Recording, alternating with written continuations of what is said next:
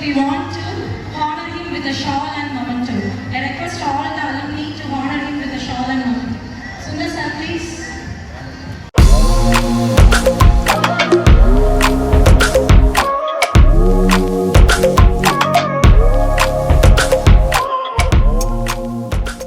ஆசிரியர் பணி என்பது வெறும் கல்வியை மட்டும் போதிப்பது அல்ல.